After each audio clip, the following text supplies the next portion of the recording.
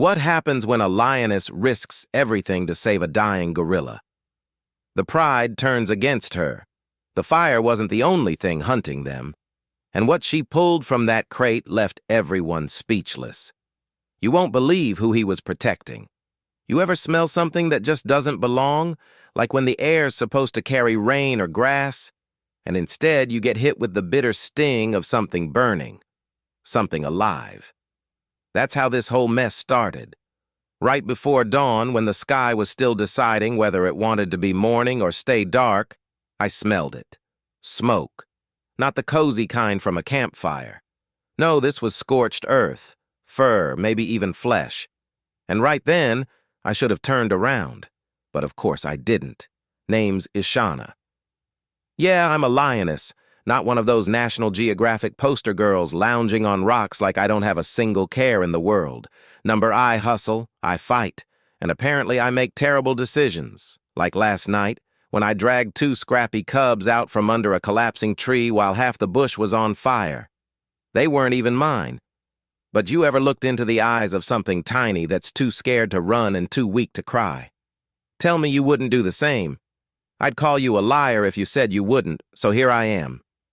Covered in ash, one ear singed, ribs bruised, and dragging my sorry self through the edge of this dried-out savanna, 2 coughing cubs limping behind me, when I hear it. A scream, not a lion's, not prey either. It was deeper, ragged, like something trying to hold on to life with its teeth. I should have walked the other way. But I didn't. I crept toward the sound. Smoke thick as soup, trees snapped in half, and there, tied to a tree like some twisted offering, was a gorilla.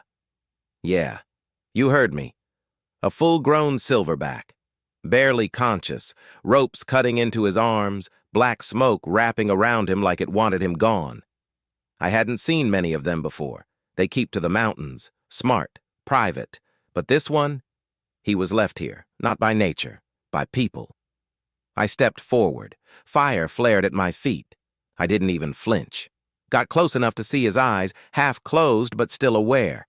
And let me tell you, I've stared down buffalo twice my size. I've watched hyenas rip meat from the bone while laughing, but I had never seen a look like that. He wasn't angry. He wasn't begging. He was waiting to die, like he'd already made peace with it. I couldn't stomach that. I don't know what snapped in me. Maybe it was the way those ropes were soaked in some kind of oil. Maybe it was the fresh tire tracks a few yards away. Or maybe, just maybe, I was tired of watching everything good burn. So I did what no one in their right mind would do. I leapt forward, teeth first, grabbed the rope, yanked. It didn't give, not right away. Took 3 tries and a lot of smoke in my lungs. But I got it. Then I dragged that heavy mountain of fur and muscle away from the fire like my life depended on it. Maybe it did. By the time I collapsed under a thorn bush with him half on my back and half on the dirt, the sun was peeking over the horizon. My lungs felt like they'd been scrubbed with sandpaper, and my legs, jelly. But he was breathing. Barely. That's when I heard paws behind me, familiar ones. Staring ones. My pride had followed the smoke, and they were not impressed. Is this a joke? That was Zaru. Young, loud, and built like he's got something to prove every damn day. You dragged a gorilla into our land? She's lost it, someone else muttered. First those random cubs, now this. We're not a rescue shelter. Yeah, that one stung. I stood between them and the gorilla, hackles raised. Not because I thought I could fight them all, but because someone had to. You ever stand for something and suddenly feel how alone that makes you? The old matriarch, Raya, stepped closer. Her eyes didn't show anger, just warning. You brought him here, Ishana. You answer for what happens next. Then they turned and walked off. Just like that. Leaving me with 2 coughing cubs, a half-dead gorilla, and a wildfire slowly chewing its way toward us from the east. But hey, I'd faced worse. Right? Right? That was just the beginning. What happened next changed everything. You don't want to miss how this spiraled out of control? You'd think after pulling a 200-pound gorilla out of a wildfire with smoke in my throat and my ribs still clicking when I breathed, someone would say thank you. Or at least not treat me like I'd dragged death into camp on purpose.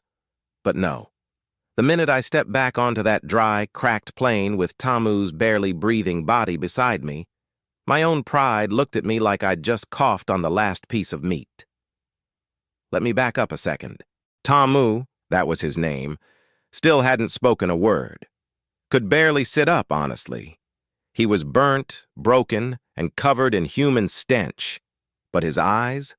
Alert, watching, calculating. And behind those eyes I could see the kind of pain that doesn't come from fire. No, that pain comes from betrayal. I know the look. The problem? So did everyone else. By midday, the whispers were louder than the buzzards circling overhead. Every lion in the pride had something to say, and none of it was good. Why would she bring that here? She's putting the cubs in danger. She's soft. That's why she never had her own. Now, I'm not usually one to snap. I've swallowed enough nonsense over the years to fill a watering hole. But when Rhea, our matriarch, walked straight up to me in front of everyone, stared down at Tamu like he was some kind of disease and said, "You've made a choice, Ishana. Don't expect us to clean up after it." I saw red. "You're right," I growled. "I did make a choice. I chose not to let a living creature die tied to a tree like garbage. Maybe that makes me soft, or maybe it just makes me decent." Dead silence. She didn't even blink. Just turned and walked off like she'd dismissed a leaf. The others followed one by one. And just like that, I was on my own. Again. So there we were. Me, 2 lion cubs who could barely stand, and a gorilla with burns across half his body. I'd like to say it was quiet after that. That we found peace under that scorched tree with the wind blowing soft. But no. The trouble was just getting warmed up. Because that evening, the trucks came back. I heard them before I saw them. Low, grumbling beasts that shook the ground. The same humans who'd tied Tamu to that tree weren't done. Maybe they figured the fire hadn't finished the job. Or maybe they realized something was missing. Tamu saw them first. His eyes went wide, and he tried to stand. Failed. Tried again. Failed harder. But this time he looked straight at me and made a sound I hadn't heard before. Not a word, not a growl, just a plea. Now, I've never understood human machines. They smell like metal and hate. But I understand danger, and I understand the way animals act when they think it's over. Tamu didn't want to run. He wanted to hide. Too bad we had nowhere to go. The pride had moved west, left us behind with the burned ground and the smell of ash. I could have taken the cubs and disappeared. Saved myself. But I didn't. Instead, I dragged Tamu deeper into the brush with my teeth, growling at the pain in my side, every muscle screaming. The cubs followed, whimpering. The sound of engines got louder. Then, they stopped. And for a second, everything was still. A door slammed. Then another. Boots on dirt. Voices muffled but angry. I crouched low. Tamu did the same, or tried to. We didn't speak, just breathed. Then I heard it. A click. Metal. Something sharp and fast. A dart, maybe. A trap. Whatever it was, I knew it wasn't good. I inched forward through the grass, could barely make out 2 men with long sticks and cages. Big ones. Way too big for just a gorilla. One of them stepped into the clearing we'd left just minutes before. He cursed, loud. The other yelled back something about checking the tracker. Tracker. That's when it hit me. They hadn't just dumped Tamu here. They were following him, and now they were close. Too close. I had no plan, no backup, no help. But I had teeth. And if they wanted to get to Tamu, they were going to have to come through me. This is the turning point. Everything you've been waiting for. It's right here. Stick around to see how the tables turn and who walks away standing. Let me tell you something about cornered animals. The moment they stop running is the moment you ought to start. especially if that animal is a lioness with nothing left to lose and everything to protect. So there I was, crouched in the brush, muscles pulled tight like bowstrings, heart pounding like a drum in a funeral procession. The cubs were huddled behind me, and Tamu, well, he was halfway conscious and halfway a miracle, still trying to stand on legs that were more charcoal than bone. And those men? The ones with cages and tools built for silence? They were moving fast and loud like they already owned the place. But they didn't. Not yet. One of them stepped forward, real slow, like he was testing the ground. Not for safety, no, but for control. His voice was sharp, almost bored. "Should have been cooked by now," he muttered. "Tracker says he's close." And that's when something clicked. Not their devices. Me. See, people like him, they don't just chase animals. They chase control, and when they lose it, they panic. I moved before he could blink, straight from the grass, teeth bared. Not for the kill, no. Not yet. Just a warning, a lioness kind of warning. He didn't expect it. He hit the dirt with a yelp that sounded more like a wounded cub than a man. The other one spun around, something long and silver in his hand, like a spear, but quieter. A dart shooter. I dove. Not for him, but for the shooter. Knocked it clean from his grip. It skidded across the dirt, disappearing into the grass like it owed me money. And then, everything exploded. Not with fire, not this time. With movement. The cubs ran. Tamu, somehow, with whatever breath he had left, stood. Stood like his body remembered it was made of muscle and history, not fear. And when the second man lunged forward with his arm outstretched, Tamu caught it. Now listen. I've seen elephants charge.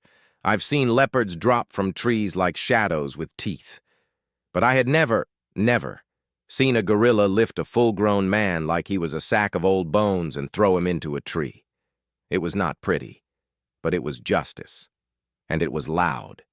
The other one scrambled up, took one look at the scene, Tamu standing tall, me flanking him, two cubs snarling behind us, and ran. Not walked, ran, dropped his gear, left his truck running, didn't even close the door. Silence followed. Heavy. Earned. Tamu collapsed seconds later, chest heaving like a freight train. I moved to catch him, or at least to break his fall. But he caught himself, stayed on one knee, looked around, dazed, half-wrecked, and smiling. Not the kind of smile you see in zoos or fake documentaries. This was something older, something proud. The cubs came closer, rubbing against his legs like he'd always been part of the pride, like they knew. And here's the part that turned everything upside down, because just then from the back of that truck, the one those men left behind, came a sound, a small, muffled sound, a cry, not human, not lion, something else. I stepped closer, cautiously, expecting another trap, but what I found was a crate, and inside was a baby gorilla, covered in ash, barely breathing. Tamu's eyes locked on it, and his whole body shifted. All that pain, all that exhaustion, gone. He moved like a different creature, like a father. And suddenly everything made sense. They hadn't just come to finish him off, they had taken his child. That's who he was trying to protect when they caught him. That's why he had been tied up and left to burn, not as a mistake, but as a message. But the message backfired, because now he had his cub back. And I had my reason. I looked out across the plains, past the fading smoke, past the broken crates, and toward the place they came from. And I knew this wasn't over. But for that moment, the world held still. The cubs pressed close. Tamu held his baby. And me, I stood tall, not as a lioness who broke rules, but as one who rewrote them. You made it. But this isn't the end, not really. What happened in that clearing changed more than lives. It lit a fire they'll never put out.